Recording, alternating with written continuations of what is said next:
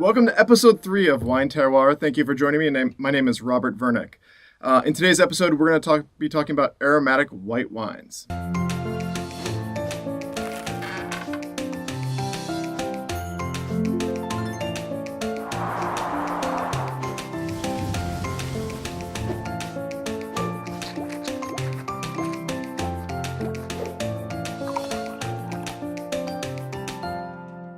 I wanted to grab a couple prototypical aromatic white wines from various regions that represent really the grape varietal. And for the first place I'm going to start off is Riesling from the Mosel. Grabbing a really famous producer, Dr. Loosen. This bottle from Dr. Loosen. This is his 2015, which was a great year across the board in most places, is the Veltliner Sonneher Cabinet Riesling. So it's a quality wine. They're typically in the Mosel are going to be off dry to medium dry. 2015 is a great year as a single vineyard. This producer has been in the family for about 200 years, and they are known for their really steep southern-facing vineyards that are made of that has a lot of blue slate in the ground. And then the next wine is a Gewürztraminer from Alsace from Domaine Weinbach. This is the Reserve Personnel. That wine is the young vines of their famous domain estate, Clos Capuchin. And then lastly is a relatively new producer who I haven't tasted before. It's Condrieu, which is Viognier from the Northern Rhone.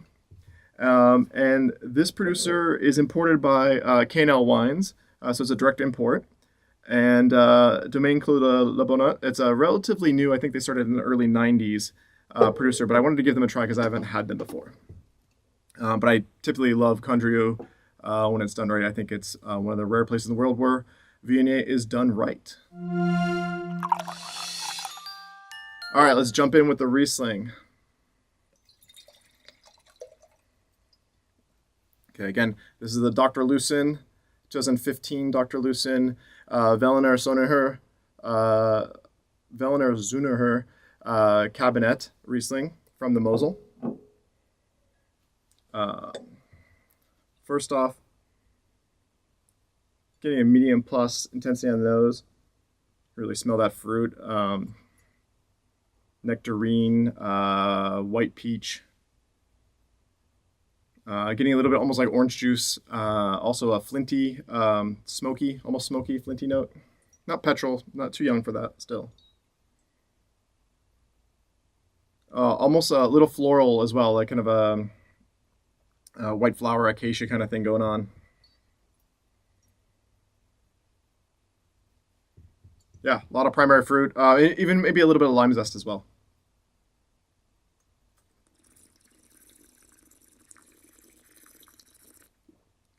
All right. Oh, and the color. I forgot to mention the color. Yeah, I would say this is going to be a pale lemon green. Let's call it lemon green. Pale lemon green. Very pale. So let's go into the palate.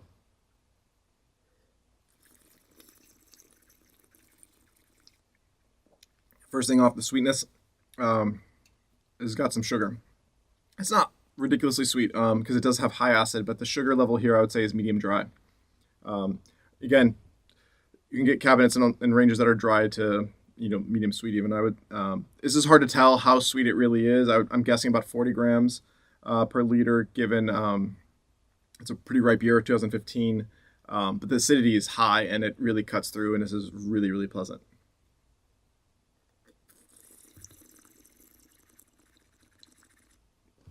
So for the body, I'd say medium minus. It's definitely feeling that acid cut through. You feel the acid cut through, and there's a little bit of weight from the sugar, but it's not. It's really light and delicate in a good way. Yeah, this is really drinking well. Again, on the palate, I would say it's pronounced intensity. On the nose, there's a little bit more subdued. Again, fruit cocktail, getting ripe peaches, white peach specifically, a little even like almost like those little ripe pears and nectarines, little honey note in there, floral, Again, a little zesty. Lemon zest. More like lime zest than lemon zest.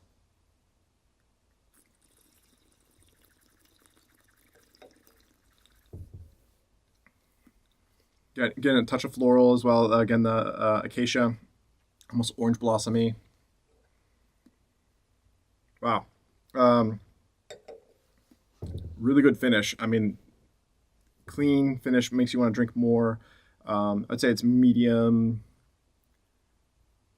length finish, but this wine is actually for $25 is I think a huge value from a great vintage from a great producer in a great area. It's a super solid wine. Um, yeah, looking forward to more warm weather to enjoy that. All right, wine number two. Again, this is Domaine Weinbach, Reserve Personnel Gewürztraminer. This one is, I believe, $30.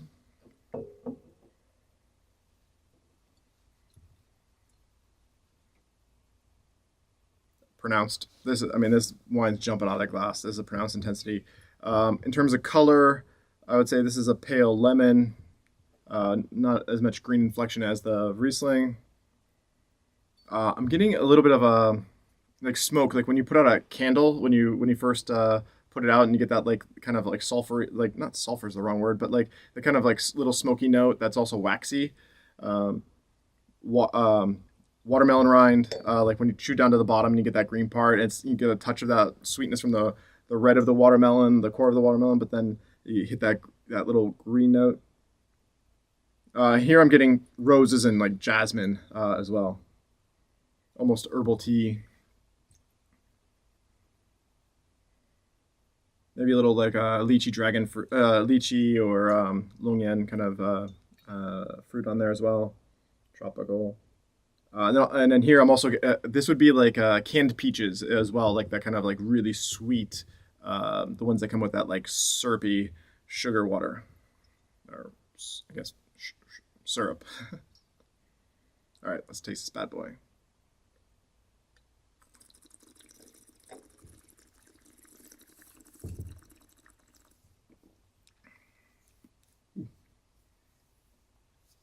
All right.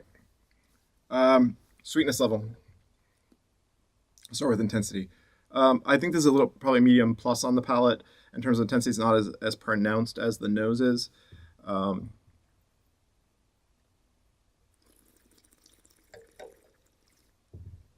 Sweetness level off dry. There's definitely some residual sugar in here. Not in a bad way. It's not overdone. The acid level I would say is medium minus media. Let's call it medium.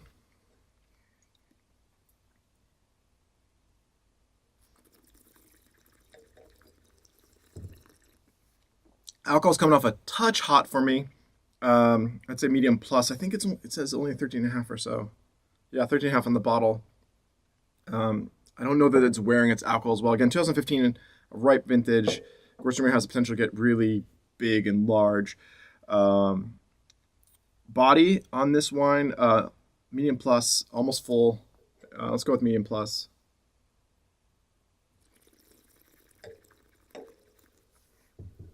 So on the palate, I'm getting it again that smoky note.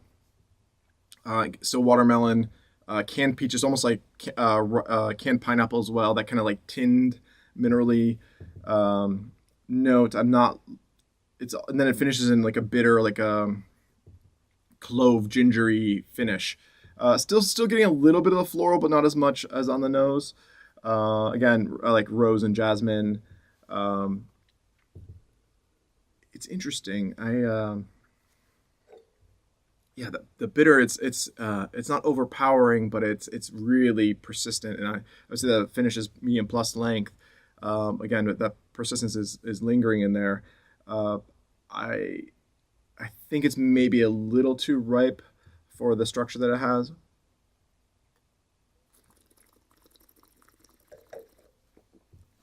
But still a good effort. I mean, it's still pleasant to drink. I think this is aromatically really exciting. I was hoping for a touch more restraint on the palate. I think that will mellow out with a little bit of time, but you don't want to age it too long.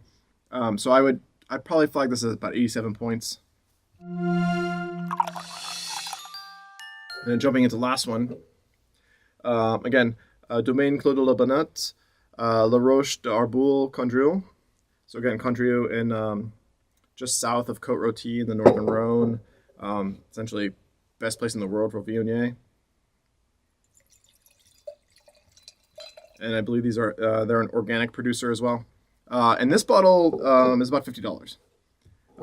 And I'm assuming, because it's a direct import, that the K&L has saved us a little bit of money by bringing it in direct.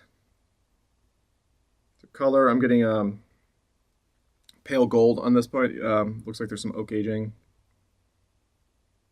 Yeah, medium intensity on the nose. I was hoping for a little bit more, but definitely getting kind of apricot marmalade,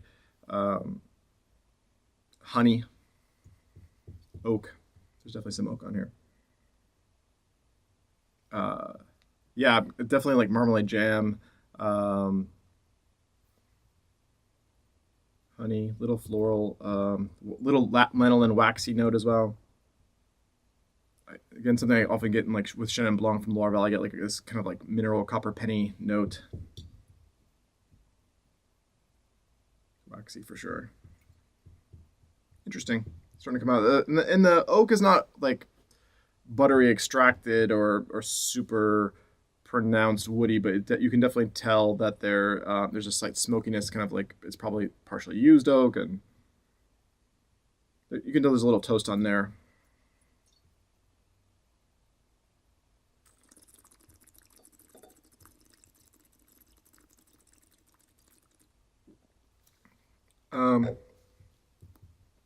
Medium intensity on the palate as well. Again, I was really hoping for a little bit more punch with this wine. Dry. I mean, this is a dry wine. I would say medium acid.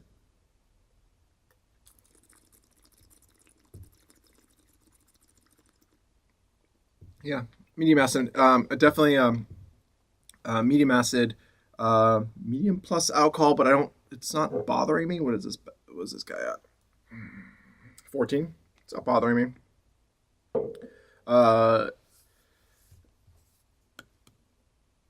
The body. So body, I would medium plus again. So it's on par with the Gewürztraminer. Actually, just you get that kind of like that thicker, waxy kind of notes, but actually it's actually I would say medium body now. It's deceptively, the flavor profile makes you think one direction, but it's actually tastes a little bit different. I'm not getting all the aromatics that I typically expect. Again, I was trying to do a show on aromatic white wines. Finish is a touch bitter as well, kind of a little smoky, charcoaly. The length of the finish is medium and not in a great way. I don't think the oak is fully integrated in here, or I feel like a lot of the expression of the fruit has been muted because of the oak treatment. Again, this is 2015.